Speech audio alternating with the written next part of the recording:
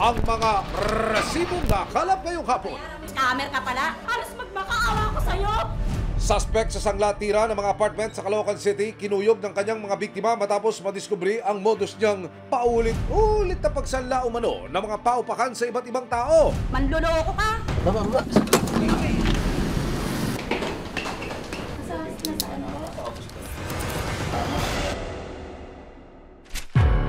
Mahabang pila ng mga truck sa kabaan ng C3 Road sa Caloocan City ang sanhi mga siga. Traffic dahil sa pangungutong umano ng isang grupo ng mga lalaki sa mga driver at pakinante. Wala kami nagawa, nagbigay pa kami nun para kami papasukin. Yan ang nangingikilaw din mo. Yan o.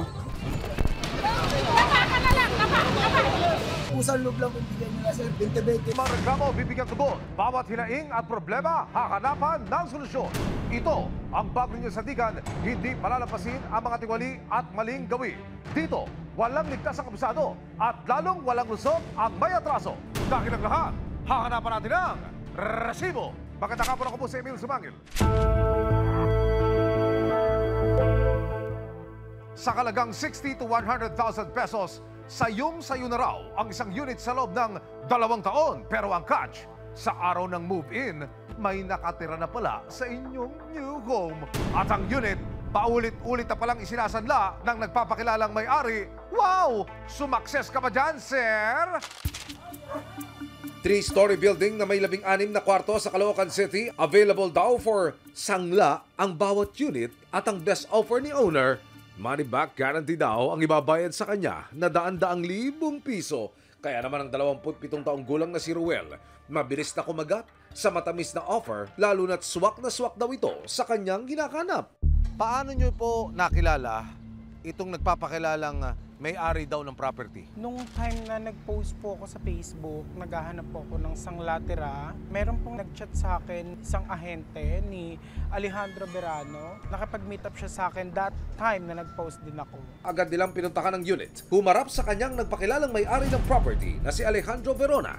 Hagdanan po ito para saan? Taas. Ay, may taas siya. Nagkaroon kami ng deal na magbigayan kagad ng pera ng kinabukasan ng 100,000 doon sa attorney na pinakilala niya sa akin. Paano ho kayo nakumbinsi ng taong ito na magbayad ng 100,000 piso? Nakumbinsi niya ako nung pinakitaan niya ako ng mga papeles like deed of sale.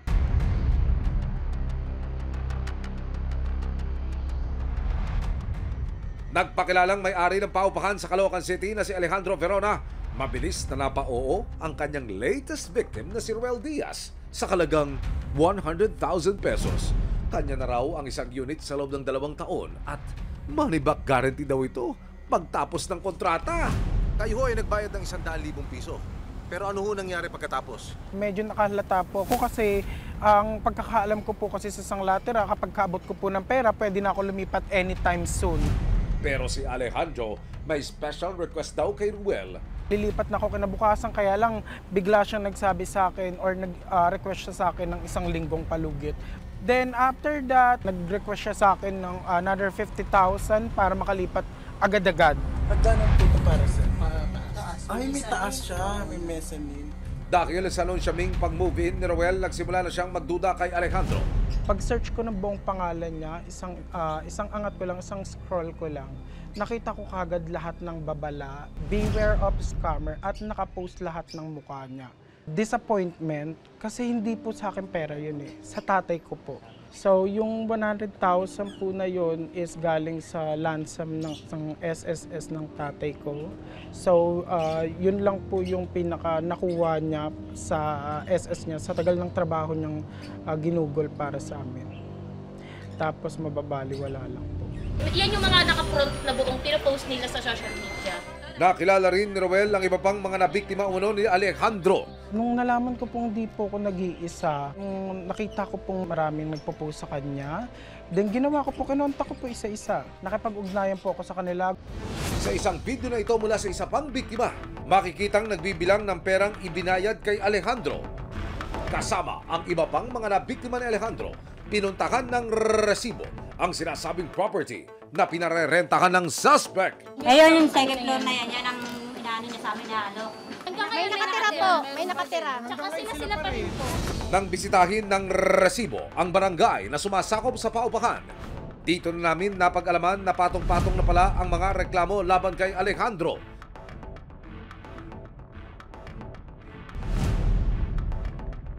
Since 2021 po, may mga nagpapile na po ng reklamo against po kay Sir Alejandro Verona tungkol po sa sanlang tira, sanlang upa.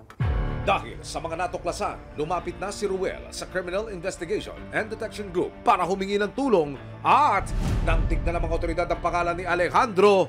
Itong suspect pala natin is arrested na on the same offense, swindling estafa under Article 315 of the Revised Penal Code. Maybe 2021 or 2020, yung bahay na yan ay sinasanla niya na sa napakarami ng biktima. Until 2025. So, 4 years niya nang ginagawa yan. Magkakaroon tayo ng go signal, natanggap na yung pera. Kaya naman, March 18, agad nang nagkasa ng entrapment operation ng mga operatiba ng CIDG Kamanava. Paano po bibigyan ng signal? Kahit na miss call lang, okay na yun. Kung bibigay ito, hanggang hindi ko nagawin ang policy. Para madakip ang suspect, makikipag-meet-up si Ruel kay Alejandro sa loob ng isang law office para ibigay ang hinihingi nitong karagdagang bayad na 50,000 pesos.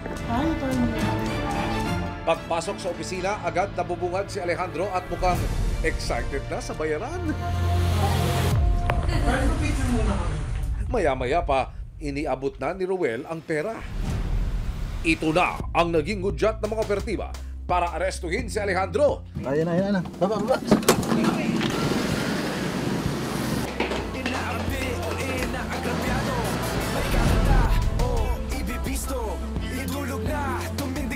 Anong pangalan mo kaya?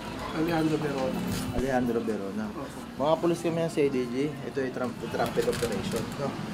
Tumanggap ko ng pera sa aming pulis at sa kumpanya. Pero may karapatan ka manihimik. Kung walang ibo, ano man yung sasabihin na maaaring paboro laban sa'yo sa mungkuman. Wala po bang maaaring siya? Posas. Sa opisina ka na mag-explain. Tara, posas. Dinala si Alejandro sa tanggapan ng CIDG.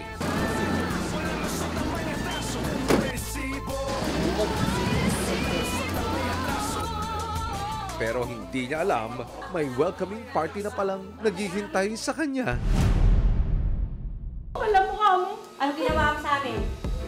Sunod-sunod mo kami niloko? Wala kang karapatan. Alam mo kung bakit ikaw yung hindi dapat nawala yung anak ko? Visit ka? Talaga ba? Halos magmakaawa ko sa'yo. Hindi ka namamatay yung asawa ko nang dahil sa stress namin sa'yo. Akala mo kung saan lang namin pinulit yung perang binigay namin sa'yo na para lang magkaroon kami ng sariling bahay na matitirahan? Puro ka lang pangako eh. Pera namin, kami pa nagmamakaawa sa'yo. Pinakinabangan kami pera namin. Ang kapal ng mukha mo. Hindi ka man lang naaawa sa mga taong niloloko mo. Hindi mo alam, ang dami-dami mong nilolokong tao. Tapos paulit-ulit ka na lang nakukulong. Hindi ka na papagod, ha? Katuwiran mo, maabogado ka, nakakapagpiyansa ka? Sige, magpiyansa ka, pero hindi kami titigil. Aatim kami para lang makababulo ka sa kulungan. Dapat mga taong ganyan sa'yo hindi na pinapalabas. Dahil scammer ka. Kapal na mukha mo. Nakapareham ng resibo ang suspect na si Alejandro. Paliwanag niya. Nakakuha ako ng pera sa kanila, inaamin ko po. Pero yung mga sinasabi nila, hindi pinabayaan ko po sila.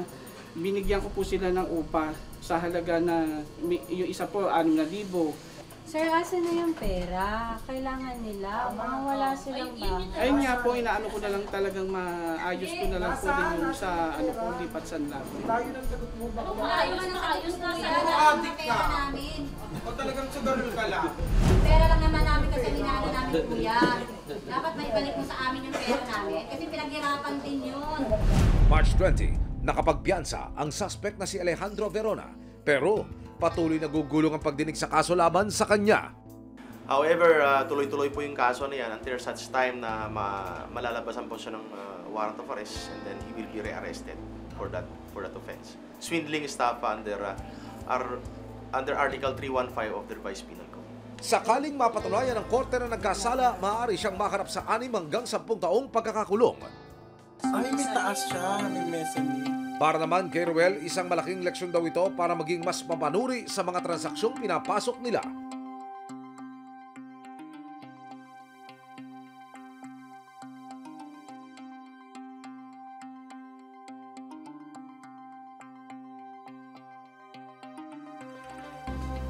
Kaya anumang pamamerwisyo at panlilila, i-resibo mo!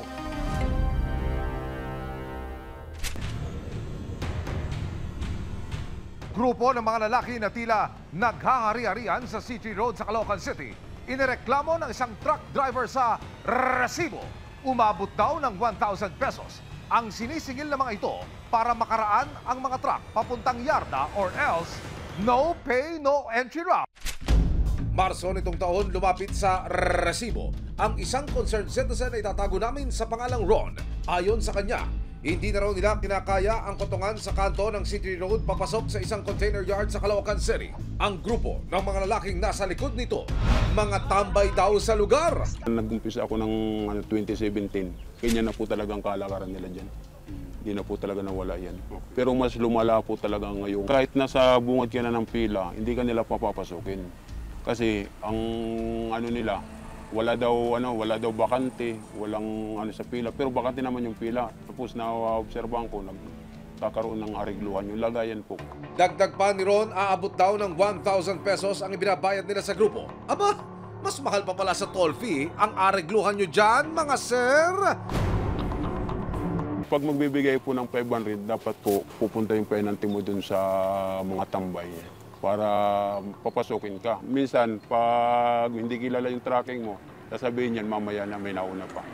Kaya pag kilala yung track mo, automatic papasukin ka na, magbibigay ka na ng 500. Sinubukan daw ni Ron na umalma pero tila utos daw ng hari ang no pay, no entry. Kulang yung panglagay ko. Pinaras ako pinasok, ang ginawa nila, hinarang nila ako.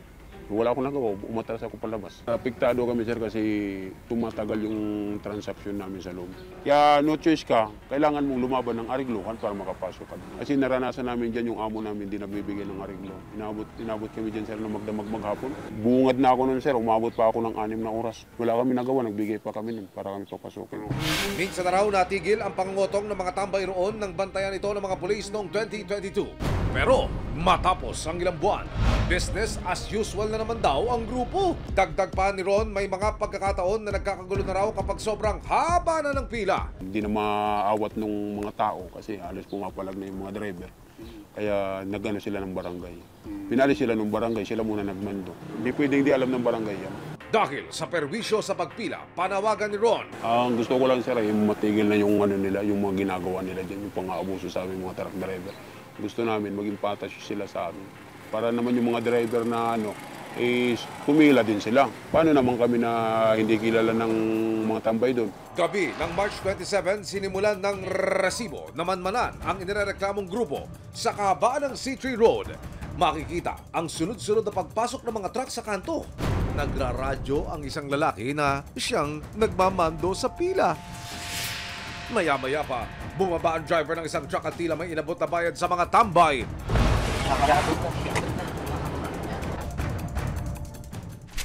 Yun, nag-aabot yun, yun. March 28, putok na ang araw pero wala pa ring tigil ang mga tambay sa paniningil ng bayad. March 31, inilapit ng resibo sa PNP Highway Patrol Group ang hinaing ng concerned citizen. Agad na nagkasa ng surveillance ang PNP HPG. Saan sila po yung mga tao? Ayan, mga tao ngayon. Ayan ang mga pila po yan, kokotongan po nila lahat yan. May nagbibigay talaga siya. Confirm. May nagbibigay doon sa loob. Ang haba ng pila ngayon. Inaabot talaga nila. Kinabukasan, April 1, nagkasa na ng entrapment operation ng PNP Highway Patrol Group kasama ang resibo. Sir, sa impormasyon nakarating sa Highway Patrol Group, magkano ho ang butaw, yung binibigay ho? Pag nag-abot ka ng 500 hanggang 1,000, parang sa bidding, pag medyo malaki ang bigay mo, mauuna ka agad pumasok. So, pag wala kang may bibigay, may stock po kayo dito. May stagnant ang truck nyo, then magkakaroon ng hulihan dito. Mauhuli ang mga driver dito. So, you need to pay toll gate. Yes, sir. Para makapasok ka dito. Ang reklamong ito mga kapuso, hinggil sa umunoy malawakang potongan dyan sa area ng Caloocan na yan, ay una hong ipinarating sa programang Resibo sa pamamagitan po ng Facebook page. Inilapit po ito natin ngayon sa Intelligence Branch ng PNP Highway Patrol Group at ura-urada sila ho ay nagkasa ng isang police operation. Pagdating sa highway, makikita ang mga nakaupong lalaki sa isang tindahan sa tabi ng kalsada. Matumal ang pagpasok ng mga truck kaya minabuti ng mga otoridad na ipagpatuloy sa susunod na araw ang operasyon. April 2, muling tumulak ang mga otoridad kasama ang Resibo sa kanto ng C3 Road. Muling nag-abang ang mga operatiba ng abutan na magsisilbing hudyat ng paghuli. Makikita ang isang lalaki na nakaitim na tila may niraradyuhan sa dulo ng kanto. Nagaradyo. Ito rin na may video siya nagaradyo. Sino? Maya-maya pa. Bumaba na ng sasakyan ng operatiba para kumprontahin ang mga tambay. May hiniing ka ba?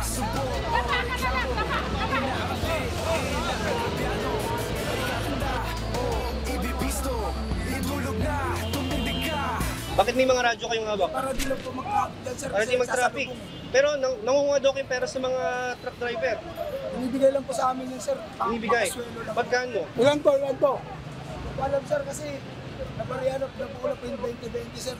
2020 lang po. Pag 2020, itong pag may buuman, no? Pinabuo na po ng pahinahante, sir. Maya-maya pa, nakita ng mga otoridad ang compartment ng motor na pinaglalagyan ng pera ng mga suspect. Motor nila to, sir, ha? Motor nila yan. Dito tinatago. Sa kanila yan. Nakita ko kasi kanina, dito nila nilalagay. Ito sa kanina, ito nilalagay na ng pera. Yan, tinimbrahan na niya. Tinimbrahan niya. Kunin mo na. Dapat nakapagsuko lang ito. Sabihin mo, pwede mag-ibigay sila sa'yo, ha? Nakapanayam ng Resibo ang mga suspect. Sisi kami, siyempre. Kapit pati mo kami, di wala kami mga trabaho. Bawal panganak na asawa namin. May sakit pa po. Wala naman po pagkukuhanan ng bagan. Kaya nagpapasakali na po kami. Pero ang mga lalaki, itinatanggi ang akusasyon na hindi nila pinaparaan ang mga truck na hindi nagbabayad. How true po ba, sir? Hindi naman po pwede yun, sir. Bakit? Magkano lang po ibigay nila, tinatanggap namin yun. Ibigay sa amin yun, sir, pinakamalit 20, gano'n. Tapos, 100 Pinakamalaking 100. Sabi ko lang, sir, dapat sana dinala ako nagkusang loob na nag-traffic doon. Tumulong na lang sa asawa ko magtinda. Tinungo ng Resibo ang barangay na nakakasakop sa kanto at yardang pinapasukan ng mga truck. Ayon sa kanila, hindi nila alam na may nangungutong pa rin sa lugar. Nagkaroon na ako ng patawag niyan. Pinatawag ko yung may-ari ng mga truck, yung namamahala ng NCT, para masolusyonan niya. Minsan nang nagpaskil ang barangay ng paalala na huwag magbibigay ng pera sa sinumang naniningil sa C3. Pero makalipas na ng ilang buwan, bumalik din daw ang inireklamong kalakaran. Actually, alam nga namin, wala na dyan eh. Dahil wala namang halos nang dumadaan ng truck. Ang problema ho namin dyan, main road do kasi yung yun dun eh. At hindi kami pwedeng makialam sa sistema ng pagpasok po nila. Ang hirap po maglagay ng tao dyan dahil sabi ko nga, tao lang po sila. Minsan, di mo alam kung nalalagyan, nabibigyan. Pero ngayon, right now, wala po akong pinadyo-duty. Tinungo rin ng Resibo ang container yard na binabagsakan ng mga truck ng dala nilang mga container. Pero walang humanap sa amin para magbigay ng pahayag. Nakaharap ang 4 na suspect sa kasong extortion at robbery. Kung sakaling napatulayang nagkasala, nakaharap sila sa 6 hanggang 15 taong pagkakakulong. Ayon sa PNP-HPG, hindi nila titigilan ang pagmamanman sa bahaging ito ng C3. Napakalawak para sa usaping extortion. They can fall para puro sa Article 294 na tinatawag natin or yung robbery with intimidation na may penalty ng pagkakakulong na hindi baba sa 6 years and 1 day to 12 years. Kung sakaling sila po ay magkaroon ng pagkakataon na makaranas, agad-agaran po sila makipagtulungan at makapagbigay ng impormasyon sa atin at once po yan ay nakuha po ng ating pong Highway Patrol Group, agad-agaran po kagad tayong magkakasa ng operasyon. Paalala sa mga astang siga at naghahari-harian sa kalsada. Ang bawat kalsada ginawa para sa mga mamamayan para malayang daanan at pakinabangan.